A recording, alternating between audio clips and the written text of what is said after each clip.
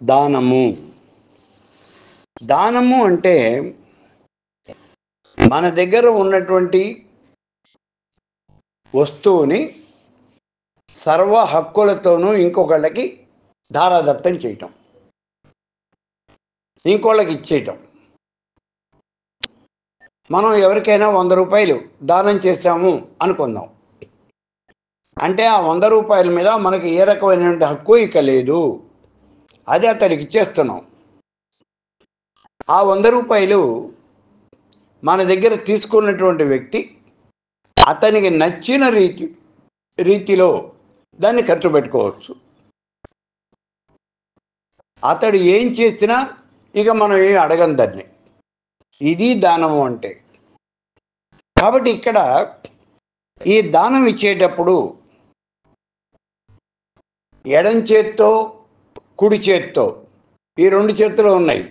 కుడి చేత్తోనే దానం చేయాలి, ఎడం చేత్తో దానం చేయకూడదు అని చెప్తూ ఉంటారు పెద్దలు. కానీ కర్ణుడు అంటాడు, దానం చేయాలి అనే బుద్ధే నీకు ఉండాలి తప్పించి నువ్వు ఏ చేత్తో దానం చేసినా ఒకటే, నువ్వు అవతల వాడి అవసరం ఎంతవరకు తీరుతుందో చూడు అంతే చెప్పేది. దానం చేసేటప్పుడు ఉన్నటువంటి వాడికి దానం చేయకూడదు. దానం ఎవరికి ఇవ్వాలి అంటే దీని యొక్క అవసరం ఎవరికైతే ఉన్నదో అతడికి దానం చేయాలి. బట్టలు లేనటువంటి వాడికి వస్త్రదానం చేయాలి. అంతేగాని వాడి ఇంట్లో బీరువా నిండా బట్టలు ఉన్నటువంటి వాడికి మనం వస్త్రదానం చేస్తే ఏ రకమైన ఉపయోగం లేదు. ఆకలితో అలమటించేటటువంటి వాడికి అన్నదానం చేయాలి. అంతేగాని మృష్టాన్న భోజనాలు తినేవాడికి నువ్వు భోజనం పెట్టక్కర్లేదు, వాడికి పెట్టినా పెట్టకపోయినా ఒకటే. ఈ విషయాలు మనం గుర్తించాలి. కొంతమందికి మనం అనవసరంగా దానం కనుక చేసినట్లయితే అది అపాత్ర దానం అవుతుంది. ఈ విషయాన్ని కూడా మనం గుర్తించాలి. మనకి రోడ్డు మీద కొంతమంది కనిపిస్తూ ఉంటారు. ఒకసారి నేనే ఒక కర్రీ పాయింట్ దగ్గరికి వెళ్ళాను. అక్కడ ఎవరో ఒక అడుక్కునేవాడు,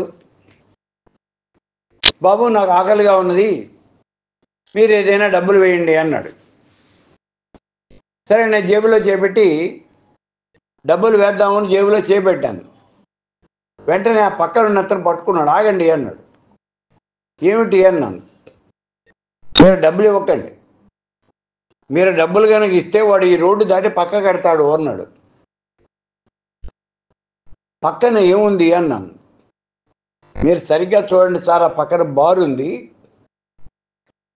మీరు కనుక వాడి డబ్బులు ఇస్తే వాడు ఆ బారుకి పోతాడు, మీ బట్టి వాడి దగ్గర 4 దగ్గర ఆ డబ్బులు తీసుకుని ఆ బార్లో తాగుతాడు వాడు. మీరు వాడికి ఏమన్నా ఇవ్వదలుచుకుంటే ఆ షాపులో అన్నం ప్యాకెట్ కానీ భోజనం కానీ ఏదో ఒకటి తీసుకుని అవి ఇవ్వండి, అంతే తప్పించి వాడి డబ్బులు మాత్రం ఇవ్వద్దు.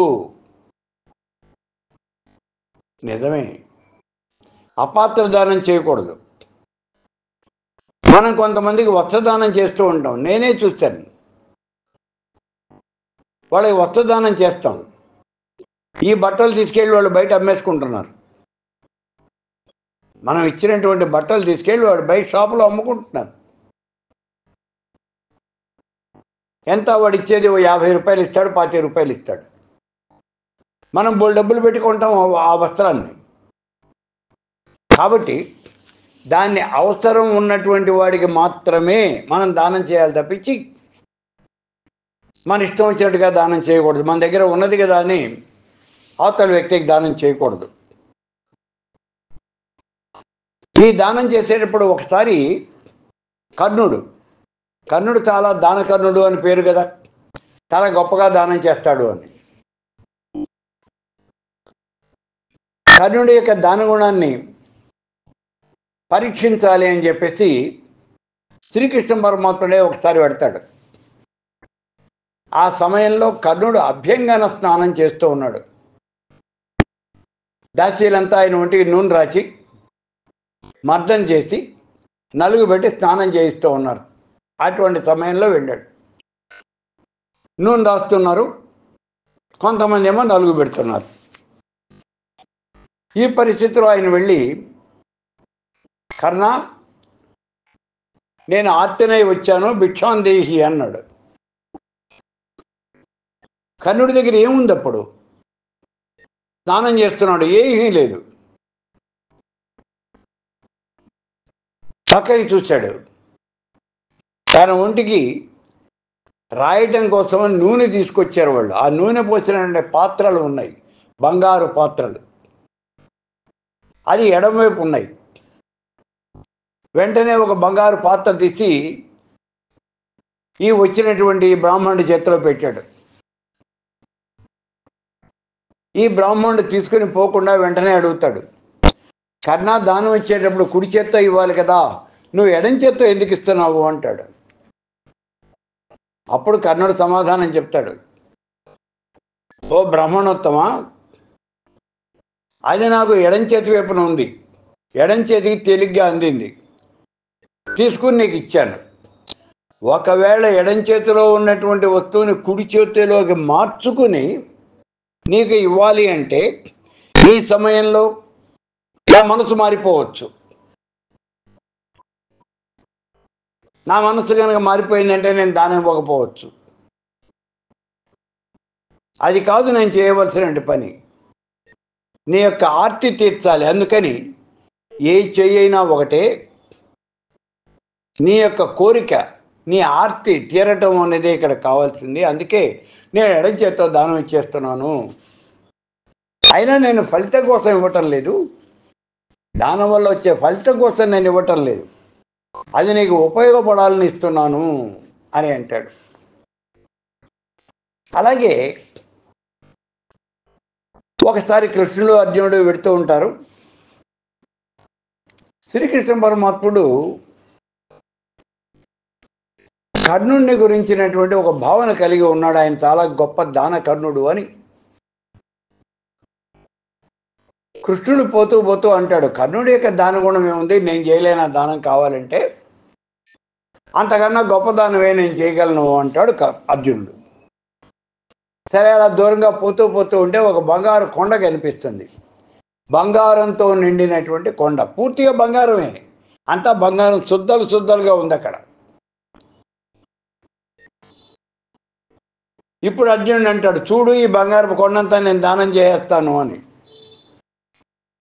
సరే, నుంచి చూస్తూ ఉంటాడు కృష్ణుడు. అక్కడ ఉన్నటువంటి వాళ్ళందరినీ పిలిచి ఒక్కొక్కడికి ఒక్కొక్క బంగారపు శుద్ధ చొప్పున ఈ అర్జునుడు ఇస్తూ ఉంటాడు.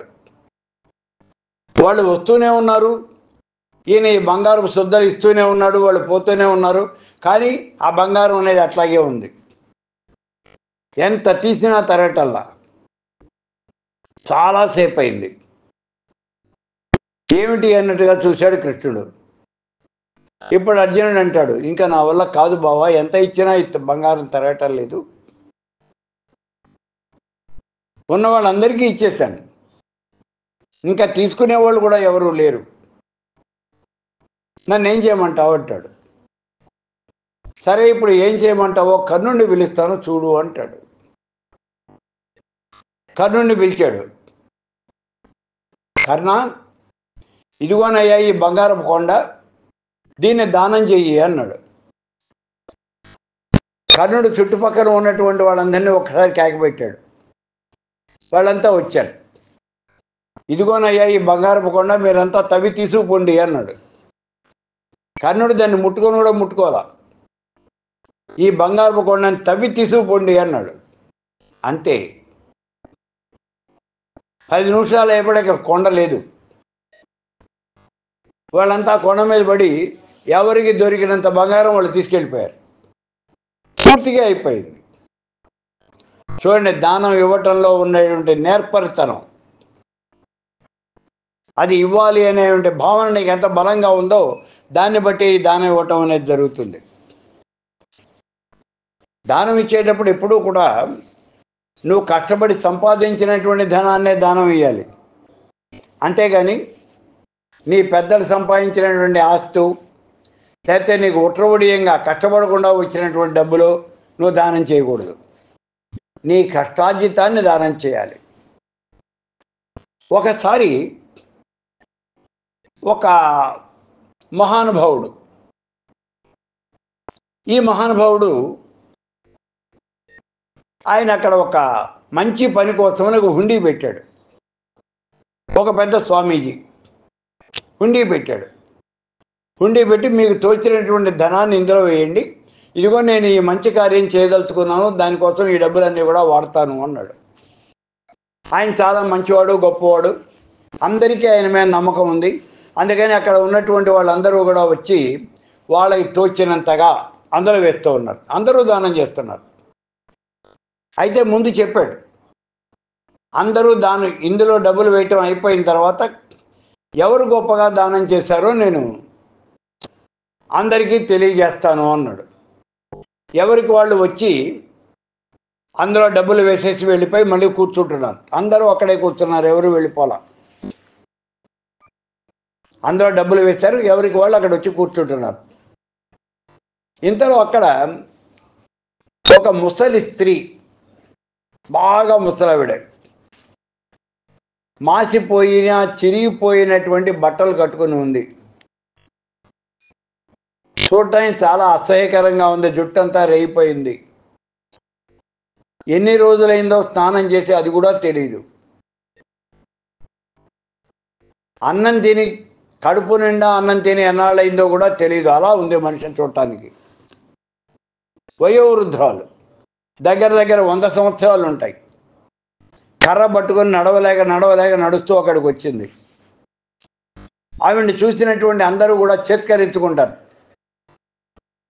ఈవిడ ఎందుకు వచ్చింది ఇక్కడికి, ఈవిడికి ఏమన్నా డబ్బులు ఇస్తామనుకుందా ఏమిటి అని ఆవిడ మీద జోకులు వేసి నవ్వుతున్నారు కూడా.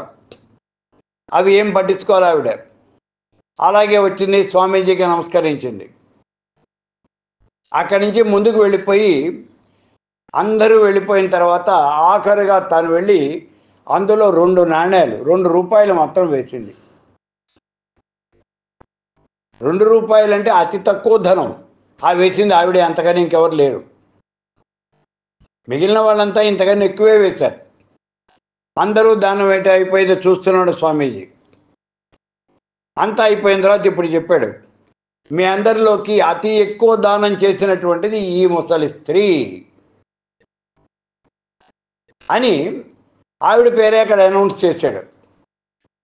10 మందికి చెప్పాడు, ఇదిగో ఈ స్త్రీనే ఎక్కువ దానం చేసింది అని. కూర్చున్న వాళ్ళకి అందరికీ కొంతమంది కోపం వచ్చింది. ఎందుకంటే కొంతమంది ఎక్కువ దానం చేసినటువంటి వాళ్ళు ఉన్నారు, బాగా దానం చేశారు, వాళ్ళు బాగా ధనవంతులు, వాళ్ళ శక్తి కొద్దీ దానం చేశారు, వాళ్ళ కోపం కూడా వచ్చింది. ఒక అతను లేచి అడిగాడు, ఎంత దానం చేసింది ఏమిటి అని. ఈ స్వామీజీ చెప్పాడు, ఆవిడ 2 రూపాయలు దానం చేసింది అన్నాడు. 2 రూపాయలు ఇంతేనా అన్నారు. అప్పుడు ఈ స్వామీజీ చెప్తాడు,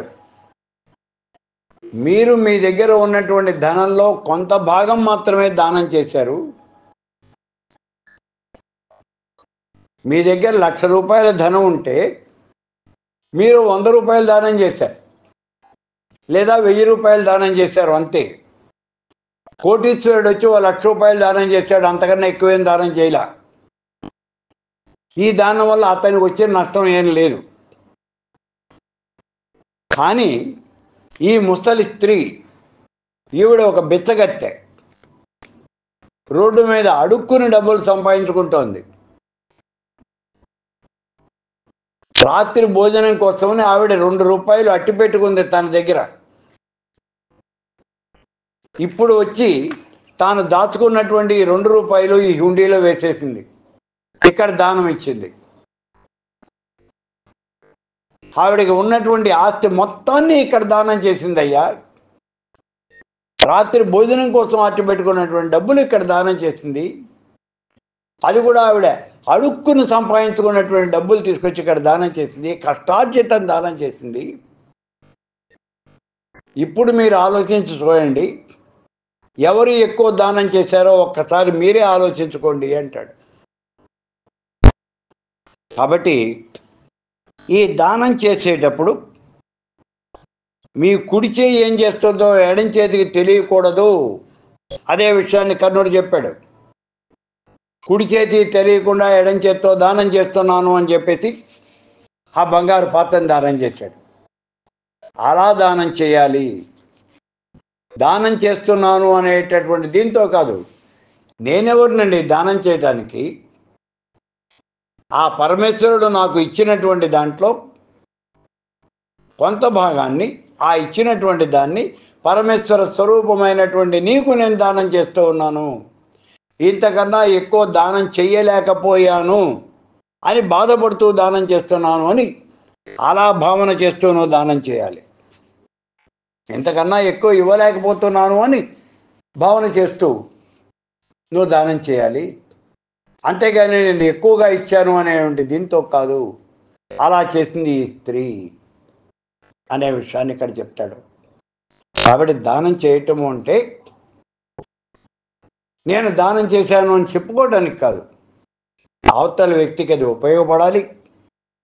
ఉపయోగించే వస్తువులే దానం చేయాలి. మనం కూడా చాలాసార్లు ఎవరికైనా వస్తుదానం చేస్తూ ఉంటాం.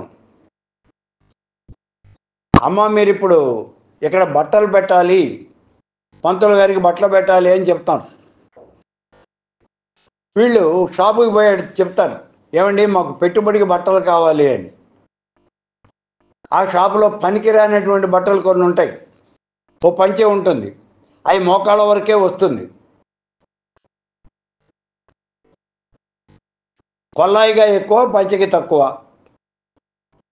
అది ఆ పంచె పరిస్థితి. దాన్ని తీసుకొచ్చి ఇస్తారు. అది ఏం చేసుకోవాలి? తీసుకున్నటువంటి వాడు ఏం చేయాలి? వాడికి ఏమన్నా ఉపయోగిస్తుందా? నువ్వు కట్టుకుంటావా ఆ పంచెని? మరి నీకు పనికిరానటువంటి బట్టల్ని, ఆ వస్త్రాలని ఇంకొకళ్ళకి ఎలా దానం ఇస్తున్నావు? నువ్వే వాడుకోలేంది అవతల వాడు ఎలా వాడుకుంటాడు? అలాగే ఎవరికైనా బియ్యం దానం ఇవ్వాలి అంటే మనం షాపులోకి పోయి అడుగుతాం. ఒకసారి నేనే అడిగాను, ఇలా బియ్యం కావాలి అని. దానం ఇవ్వటానికండి అన్నాడు. అవును అన్నాను. వెంటనే వాడు పక్కన ఉండండి ఓ బస్తాల నుంచి బియ్యం తీశాడు. అందులో బియ్యం కన్నా ముక్క పురుగులు ఎక్కువ ఉన్నాయి. అవి నేను తీసుకెళ్ళి దానం వేయాలట. ఇచ్చినవాడు, ఆ తీసుకున్నటువంటి వాడు ఏం చేసుకుంటాడు వాటిని? కాబట్టి అటువంటి వస్తువులు ఎప్పుడూ కూడా దానం ఇవ్వవద్దు. నువ్వు వాడుకునే వస్తువులే వాడికి దానం ఇవ్వు. నువ్వు వాడికి బియ్యం ఇవ్వదలుచుకుంటే నువ్వు ఇంట్లో వాడుకునే బియ్యమే వాడికి దానం ఇవ్వు. నువ్వు కట్టుకోవడానికి ఉపయోగించే బట్టలే వాడికి దానం ఇవ్వు. అంతే తప్పించి వాళ్ళ కోసం అతి చౌకగా ఎక్కడ వస్తాయో అని వెతికి పనికిరానటువంటి వస్తువులు దానం ఇస్తే నువ్వు ఇచ్చినటువంటి దానం ఇచ్చినటువంటి ఆ వస్తువులే కొన్ని రెట్లయి మళ్ళీ నీకు తిరిగి వస్తాయి అనే మాట మీరు గుర్తించండి. పురుగులు పట్టిన బియ్యం కనుక దానం ఇస్తే, మీరు 1 కిలో బియ్యం అట్లాంటివి దానం ఇస్తే మీకు మరుజన్మలో 100 కిలోల బియ్యం అట్లాంటివే దొరుకుతాయి మీకు. అవన్నీ మీరే తినాల్సి వస్తుంది. పనికిరాని బట్టలు కనుక దానం చేసినట్లయితే అటువంటి పనికిరాని బట్టలే మీరు మరుజన్మలో కట్టుకోవాల్సి వస్తుంది. ఒక్కొక్కసారి విధి వక్రిస్తే ఈ జన్మలోనే ఆ పనులు చేయవలసి వస్తుంది. కాబట్టి ఎప్పుడూ కూడా దానం ఇచ్చేటప్పుడు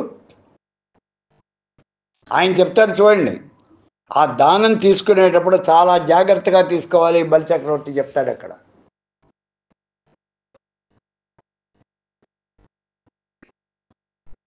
మనం ఏ వ్యక్తికి అయితే దానం ఇస్తున్నా ఆ వ్యక్తి యొక్క ఆయన యొక్క స్థితిని బట్టి మనం దానం చేయాలి. చదువుకున్నవాడు, పండితుడు వెనక ముందు చూడకుండా నువ్వు దానం చేయవచ్చు. ఆయన సత్పురుషుడైతే నువ్వు దానం చెయ్యి. అపాత్ర దానం మాత్రం చేయకూడదు.